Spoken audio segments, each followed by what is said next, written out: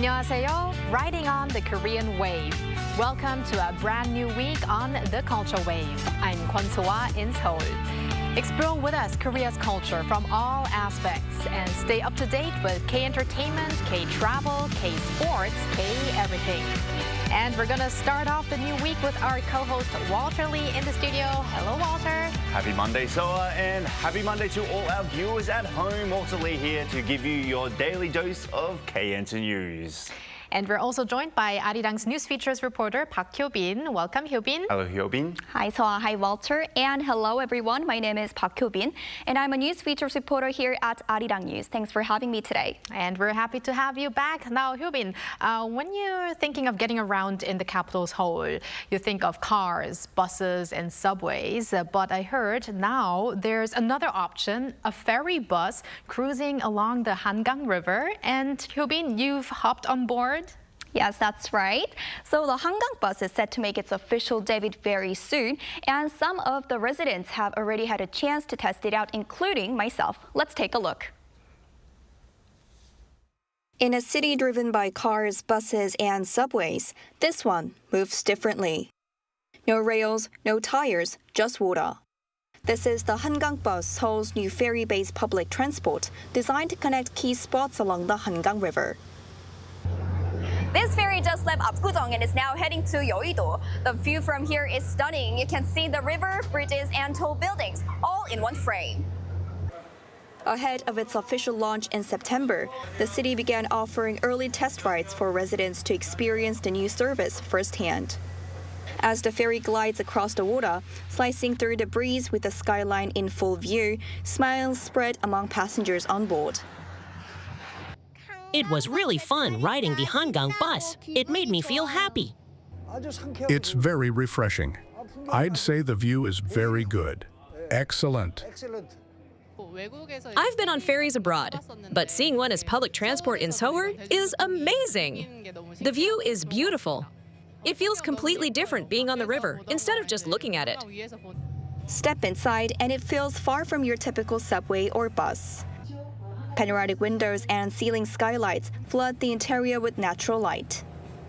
Nearly 200 seats are paired with foldable tray tables, and there's even a cafe corner where passengers can grab a quick snack or drink. The ferry is scheduled to operate 2 main routes starting in September. The Hangang Bus operates a 75-minute one-way route linking 7 stops from west to eastern Seoul and returns along the same path. For faster travel, a 54-minute express route is also available. What's more, the ferry runs on a hybrid propulsion system, cutting carbon emissions, and it has passed all required safety tests and certifications. A one-way ticket costs 3,000 won, or about $2 for adults, with transfer discounts available through the city's transit card system. Whether you're commuting, sightseeing, or simply taking a break from the city's rush, the Hangang Bus offers a moment to slow down and see Seoul from a whole new perspective. Wow, so many benefits the Hangang Bus brings us. And the best one, I have to say, is no congestion. Yeah. I mean, maybe for now, if this becomes too popular, maybe there will be some congestion in the future. But you've been actually on board of it. So what was like? It looked like it was a little bit windy. Yeah, but it was really, really refreshing. And it was a completely different experience from taking the bus or the subway. So the best part was stepping out on the deck, feeling the breeze, and capturing that iconic view. I'm actually very familiar with this sort of system. In Australia, Brisbane, they have a very similar system called the City Cat. So I know it's the coolest way to get around the city, and I know this is going to be excellent for Seoul. But obviously, the main important reason is public transportation needs accessibility. So did they take that into consideration by any chance, Hyo-bin? Yes, and that is actually that really stood out to me as well. And the Hangang Bus has facilities for disabled people like wheelchair seating and restrooms for accessibility. So in that sense, I think the ferry really is for everyone. That's really good to hear. And you said the launch is in September, right? So could you give us a wrap up on what we have to take note of until then? Yeah, sure. So the Hangang Bus is expected to begin official services on September 18th. So it connects 7 stops along the river from Magok in the west of Seoul to Jamsil in the east. A one-way ticket costs 3,000 won or about $2, and you could get transfer discounts with the city's transit card. So the city also confirmed that the system is preparing to work with short-term passes for foreign visitors. So stay tuned. And if you are in Seoul next month, do not miss the chance to enjoy the city from the river. It's even pretty affordable, I have to say, and yeah. I think it's a great idea, and I think it's a new way, like you mentioned earlier, to get around Seoul in a sort of eco-friendly way as well. Right. Well, I'm going to try it out myself and let you guys know how my first experience was. Well, thank you very much for that wonderful coverage, Hyobin. Thank you. It was my pleasure. Thank you, Hyobin.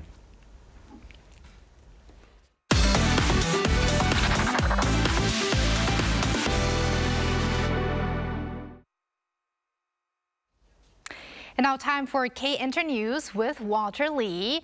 Now, Walter is starting off with the latest on Netflix's K-Pop Demon Hunters. And, you know, I feel like Huntrix now is just a part of the K-pop girl group universe. I do too, as well, actually. I think it's we should just include them in that sort of genre now. But the K-Pop Demon Hunters song Golden has claimed back the #1 spot on the UK official singles chart. Now, on Friday local time, the officials chart reported that Golden rose 1 spot on the top 100 singles chart, knocking Chappelle Rowan's The Subway from the top position to reclaim that crown. Now, this marks the first time in K-pop history that a song has reached #1 on the UK official singles chart for 2 non-consecutive weeks. Now, previously, Psy's Gangnam Style held the top spot for a single week back in 2012. Now, we also have seen the song's impact in the US. Since debuting in the at #8, the album has never fallen outside the top 10 on the Billboard 200. So let's see how long the song will stay up for the coming weeks ahead. Walter, no singing today? That's a one-off. It's a one-off thing. Okay, well, that means I will give the first spot of the Cultural Wave charts, singing charts, to Bella again. We'll see. We'll see for now. Well, let's move on to our next story. So from one powerful girl group's achievement on the UK and US charts, we're going to move on to a powerhouse girl group performing huge in the UK. Correct indeed. So on Friday and Saturday, local time, Blackpink lit up the stage at one of London's most iconic venues, Wembley Stadium. Now, this is a historic moment as Blackpink are the first Korean girl group to headline a solo concert at Wembley, an arena that holds some of the UK's biggest concerts and sports events. Now, BTS has became the first K-pop act to perform there back in June 2019. Now, Blackpink are the first female group, or K-pop female group. Now, in addition, on Monday, news about Blackpink's next album was revealed by YG Entertainment's executive producer, Yang Hyung-sok, where he discussed upcoming projects from YG artists set for the latter half of 2025. Now, Yang officially confirmed Blackpink's new album is being worked on and set to release around November this year. Can't wait for that, but until then, I'm gonna keep listening on to Jump. Yes. Okay, let's jump now to our final story, Walter. We turn to a veteran singer receiving a touching award. A touching award indeed. So singer In Suni has been selected as the recipient of the Woman of Influence Award from Pearl S. Buck International. Now, the organisation announced the honour on its official website, marking the first time in 25 years that a Korean has received this award. Now, the last Korean to win it was the late Lee Hee-ho, which is the wife of former President Kim Dae-jung. Now, that was back in 2000. Now, Pearl S. Buck International introduced In Suni as a humanitarian and a strong advocate for young people of mixed race and multicultural backgrounds. Now, she was born after the Korean War to a Korean mother and an African-American father, and In Suni was supported through this Pearl S. Buck International's child sponsorship program. Now, the organisation said she overcame racial discrimination, rose to success in the music industry, and became a celebrated figure in her homeland. Now, Insuni will attend the award ceremony on August 21st, local time in Pennsylvania, US. She's such a big inspiration to many people. Well, thank you very much, Walter, for those updates, and stick around. Will do. And now let's move on to our AI anchor, Ari, for more on the culture front. Ari? Hello and welcome to your AI guide to the latest cultural updates from Korea. Here's our top story. Ulju County Library in the southeastern city of Ulsan will host a month-long series of special events in September to celebrate the inscription of the Banggodae petroglyphs as a UNESCO World Heritage Site. The programs, organized under the themes of history, culture, and environment, will feature events such as handcrafts, petroglyph lectures, and performances, showcasing Korean traditions. Eco-friendly upcycling programs will also be held to underscore the importance of environmental preservation. The Banggodae petroglyphs, which portray hunting scenes and animals believed to date back to prehistoric times, were added to the UNESCO list last month. Paju City, in Gyeonggi-do Province, will reopen the DMZ Peace Trail theme course from September 4th. Divided into 3 routes, the theme course includes a rare walk along barbed wire fences normally closed to the public, as well as visits to major DMZ attractions such as the Dora Observatory and the 3rd Infiltration Tunnel. The program was temporarily suspended in July for safety checks during the peak summer heat and monsoon season. Participation is limited to 20 people per session, with details available on the Peace Trail website, www.dmzwalk.com. Tourist arrivals at beaches on Korea's southern resort island of Jeju have already topped 1 million. According to Jeju Island, the milestone was reached on August 13th, 9 days earlier than last year, with a more than 20% increase in the number of visitors. Hamdok Beach in Jeju City drew the largest crowds, at nearly 506,000 visitors, followed by Hyupje and Gumneng beaches. Jeju officials attributed the surge to the early opening of beaches in response to unseasonably early heat waves. That's all from me. Stay tuned to the Culture Wave.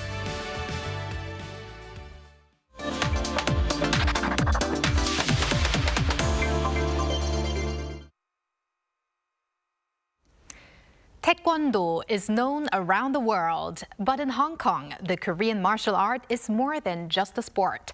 Its educational and cultural aspects are being valued more and more. How popular is Taekwondo in Hong Kong, and how is the Korean martial art expanding its presence there? Let's hear more from a special guest who is leading the way in spreading Taekwondo culture in Hong Kong. We are now connected with Taekwondo Master No Rae, CEO of NRG Taekwondo Korea. Welcome, Master No. Hello, Master No. Thanks for having me today. I am Master No. Thank you for joining us. So first off, how popular is Taekwondo in Hong Kong right now? It's very popular Taekwondo in Hong Kong. If you go street, you can see easily the children wear the Taekwondo uniform. Or if you you go shopping mall, you can see that one easily. Oh, I see. Wow. So how big of an expansion have you seen in the number of Taekwondo practitioners and formal Taekwondo training halls, which are referred to as dojang, and also Taekwondo lessons or programs? And are there specific regions where Taekwondo is especially popular? And if yes, why do you think so? Okay, in Hong Kong, there's 18,000 people learn Taekwondo. And then when I came to Hong Kong 10 years ago, there was only 3 Korean masters. But now about 20 Korean masters here, even only Korean. Of course, there's a lot of local masters too. And then the famous and then popular region is mostly high income level or mid high income level should be. Because they care about Hong Kong children is actually very busy. They need to study, they need to go math, swimming, and the music, something. And then, so their first priority must be study. And the second option should be like music things. And third is art. And then the last one may be sport. So they should afford that one thing. And also they need to afford the time. So we need to target to the middle income level. Interesting. And like you said, education is very important. So Hong Kong is known for its education fever. So in terms of, let's say, educational and social, cultural aspects, but you know, Hong Kong is also very well known for its martial arts. I mean, one of the most famous Asian martial artists, Bruce Lee, has a very big monument in Hong Kong. He's a very big role model of mine. You know, he's just a massive figure. But how is Taekwondo appealing to the Hong Kong people in, obviously, Hong Kong? Okay. First of all, Hong Kong rent is very high, and then if you want to run the business, you must survive. So you need to business well for the cover the rent. In Taekwondo, we have a lot of experience for using the Taekwondo dojang in Korea. So we have many experience to how to treat the children and how to treat the parents. So and we have a very systematic system. So we have a belt system. So every belt, they need to take the test and they get more motivation and they get more target. So it came to their move to motivation to continue Taekwondo. So we have those that sports aspect, those educational aspects, cultural and social aspects, all within Taekwondo. Now, Master No, your dojang teaches Taekwondo for little children and also teenagers as well as adults. So based on your experience in teaching classes for a wide range of age groups, what are the different needs and responses from those learning Taekwondo? For the young children, of course they need more need to move their body because they are very busy for studying or do other activities. So for their healthy, so they must do more workout. So we focus on to their healthy, and then we focus about their also education and also manner and good etiquette from the Taekwondo. And then for the adult, also they want to more fit and they want to more into the Taekwondo. So we try to teach them more seriously, and then they more enjoy about that. And how is Taekwondo reaching out to the Hong Kong public? I mean, there must be things like international competitions or cultural festivals, programs, working with public institutions. Are those some of the ways that you are reaching out to the Hong Kong people? Yeah, these days they are quite interesting about Taekwondo. So lots of government or some event company ask us to do Taekwondo performance. So this day Taekwondo performance is quite very dynamic, and then we mix with the K-pop music. So since they like this, it affected by the K-wave.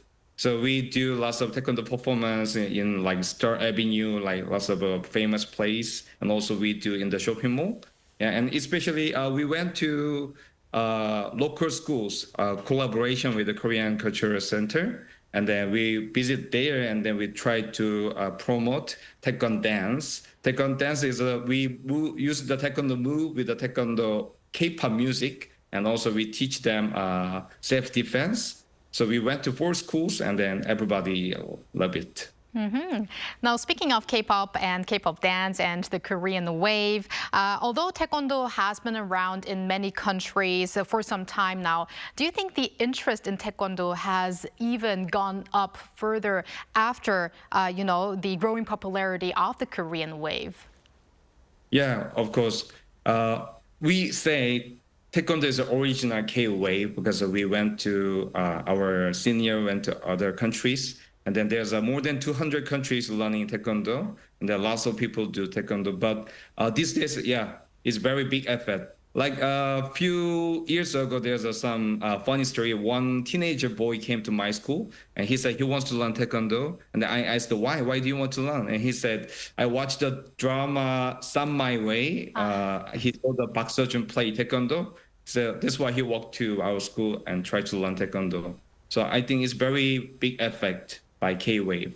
Right. I think it starts, for many people, it starts that way. You see something, some celebrities doing it on TV, and then they get interested in another aspect of the Korean wave. But it's interesting how you mentioned that actually Taekwondo is like the kind of first generation of Hallyu.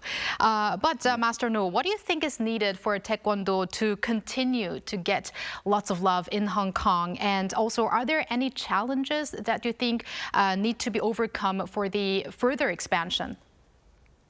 I think we need to keep the pure value of Taekwondo instead of giving fun or play with the children. To be honest, in Korea, Taekwondo schools is a little bit having tough time because they are more focusing to treat children and then having fun and do some like playing. But in Taekwondo, so far, so good. So we only focus to Taekwondo. We teach only Taekwondo with a fun way and everybody happy. So we need to continue this value. Then it's going to be very good. Yes, so as a person who has a very large interest in martial arts, I do have to say, and this may be biased as a Korean, that Taekwondo happens to be the most entertaining martial arts to watch because, especially for the audience, they get to see people break boards, they get to see people do backflips and front flips and jump very high. So it's not only just an enjoyable sport to watch, but it's also very entertaining at the same time. But Master No, any final words for our global viewers who might want to start learning Taekwondo? Okay. Beyond Taekwondo, I think sport will be helpful for your life. So if you train, if you work out, and your body getting healthier, but not only your body, it's gonna be your mind too. So if you wanna be living good with a good balance, and you must do exercise. So Taekwondo, also there's a lots of things we can do, lots of cardio. Also we can get some gain muscle too, and then we can get some coordination. And after learn Taekwondo, also you can get the good confidence. So hope everybody learn Taekwondo. All right, so many great benefits that you can receive by learning Taekwondo. Well, thank you very much, Master No, for connecting with us today and also your role in spreading Korea's Taekwondo culture in Hong Kong and beyond. Thank you very much. Thank you, Master No. Thank you. And thank you, Walter. We're going to see you back here tomorrow. See you tomorrow. Thank you for spending the past half an hour with us on the Culture Wave. Please join us again tomorrow on Tuesday at 2 p.m. Korea time and maybe one day here in Korea.